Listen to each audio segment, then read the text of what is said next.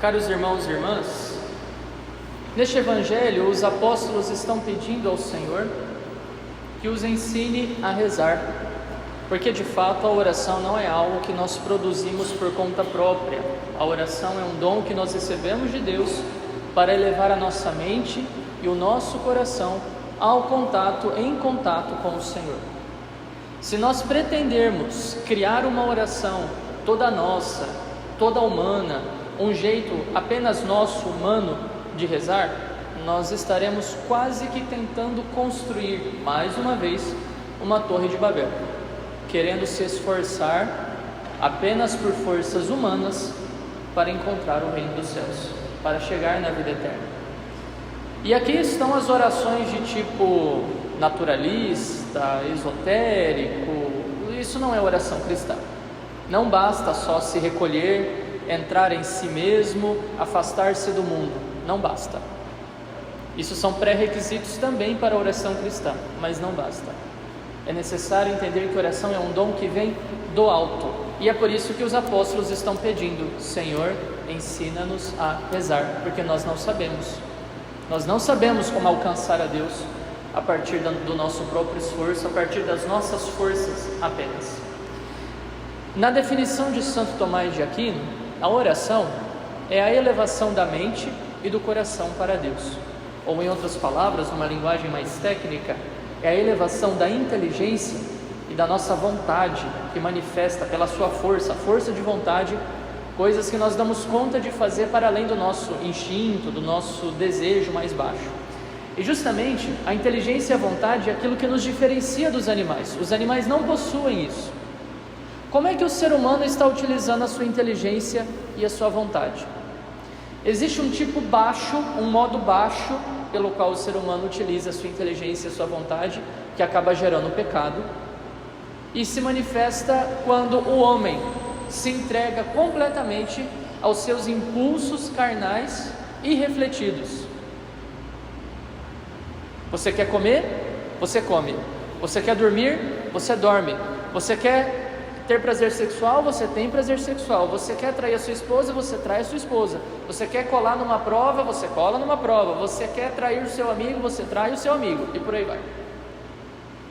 Coloquei tudo no mesmo balaio aqui, mas nem tudo tem a mesma gravidade, é claro, né? Mas só para mostrar como o pecado age, né? O pecado, ele faz com que a nossa atenção, a nossa inteligência, a nossa vontade seja orientada para baixo. E aí nós não nos tornamos como o bicho, nós nos tornamos até piores do que os bichos, porque os bichos não fazem o que nós fazemos. Eles não fazem a maldade que nós fazemos. O pecado sequestra, portanto, a nossa inteligência, a nossa vontade, e faz com que nós fiquemos olhando para baixo, arrastando-nos e comendo o pó da terra como as serpentes. Mas existe uma forma mais horizontal de utilizar a inteligência e a vontade, que é a forma eminentemente humana. Você quer fazer uma pesquisa acadêmica, você vai ler um livro de literatura, vai apreciar uma obra de arte, vai desenvolver um projeto científico, não sei, coisas que são eminentemente humanas e que não estão envolvidas, não estão relacionadas ao pecado. Esse é o modo de utilizar a inteligência e a vontade humanas num sentido horizontal, para desenvolver a sua humanidade. São aquelas coisas que nós fazemos e que caracterizam a nossa humanidade, mas que não são pecado.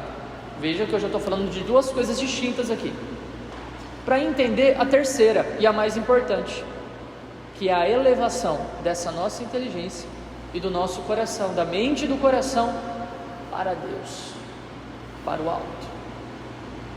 Vejam, gente, que o ser humano não saiu da sua posição colocada por Deus, né? A posição onde ele está, e está porque foi colocado por Deus. Lá no início da criação, no início do Gênesis, nós ouvimos dizer que o homem foi colocado como coroa da criação, para cuidar de toda a criação. Então ele está numa posição superior, mas nessa posição superior, ou ele olha para baixo, pelo pecado, ou ele olha no nível dos seus olhos, como que fazendo coisas humanas boas, mas só humanas, ou ele olha para cima. E com isso ele vai se tornando divino.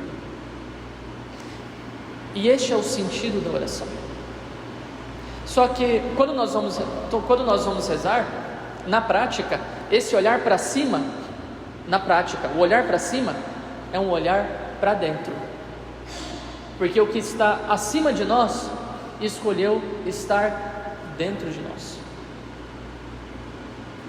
Por isso, quando formos rezar, precisamos orientar bem a nossa atenção, a nossa inteligência, a nossa vontade para dentro de nós e reconhecer naquelas palavras que o Senhor já disse, naquelas palavras que o Senhor já falou, onde Ele está presente. E isso aqui é muito importante. Lembrar-se de quando o Senhor já tocou na sua alma e do que é que Ele falou, como é que Ele falou, para onde é que Ele direcionou você, mas talvez você não tenha dado muita atenção a isso e a palavra dele se perdeu. Seja porque as aflições do mundo são grandes, as preocupações são imensas, as fontes de distrações então nem se fala hoje em dia, especialmente, o tanto de coisa com a qual a gente pode se distrair e fazer com que a nossa atenção e a nossa vontade fiquem completamente desorientadas do seu propósito. Mas Deus já falou, Deus já tocou. E se você não consegue se lembrar, não consegue perceber onde é que foi esse toque da graça, daquele que veio do alto para nos alcançar de baixo para cima, porque nós não damos conta de baixo para cima sozinhos alcançar o céu, lembremos-nos da Torre de Babel. Ele que veio do alto, tocou os nossos corações, falou alguma coisa e nos moveu para uma vida nova, essa vida divina, de relacionamento com Deus. O que foi? Não sei, tem que sondar, tem que investigar, mas Ele já falou. E se você não se lembra, você pode se colocar à disposição dele com muita sinceridade no fundo do seu coração, porque lembremos-nos, o ir para cima é ir para dentro de nós, para a alma que está em estado de graça, obviamente, né? Onde vai se encontrar com Deus. E não está em estado de graça, pode também rezar, mas já se encaminhando para o confessionário. Precisa estar em estado de graça para fazer isso crescer, isso se desenvolver. O ir para cima é então um ir para dentro, e você colocando-se dentro de si, pergunta com muita sinceridade: o que é que o Senhor já disse? O que é que o Senhor já falou? Ajuda-me, Senhor, na minha memória, para que eu consiga me lembrar novamente daquilo que o Senhor já falou. Porque é esta palavra, meus irmãos, que Deus fala, que orienta a nossa vida. Não é esta daqui, do ambão. Essa daqui tem que ressoar aqui dentro. E é esta daqui que vai orientar a nossa vida. Esta palavra interior, fonte de vida interior. E se nós não estivermos atentos a esta palavra interior, nós conseguiremos nos salvar? Nós daremos conta de entrar no reino dos céus? Não é à toa que Santo Afonso Maria de Ligório disse que quem não reza se condena, porque não consegue encontrar um caminho que está para muito além das suas forças.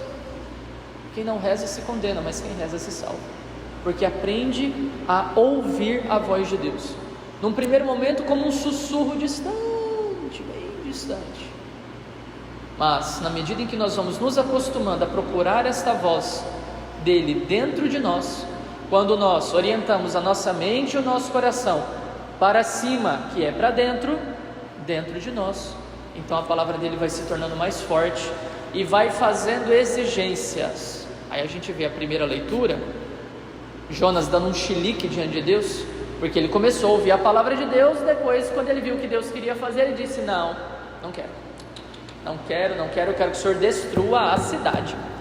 Não falou que ia destruir, agora vai destruir. Foi lá, sentou fora da cidade, arrumou uma sombrinha e ficou lá sentado esperando para ver se a cidade ia ser destruída. Não significa que porque nós vamos rezar vai dar tudo certo, assim, do nosso jeito. Deus nos agita interiormente, em certo sentido. Deus nos move, Deus mexe conosco, como mexeu com Jonas. Mexeu com Jonas para ensiná-lo algo. E é impressionante o modo como o livro de Jonas termina com uma pergunta.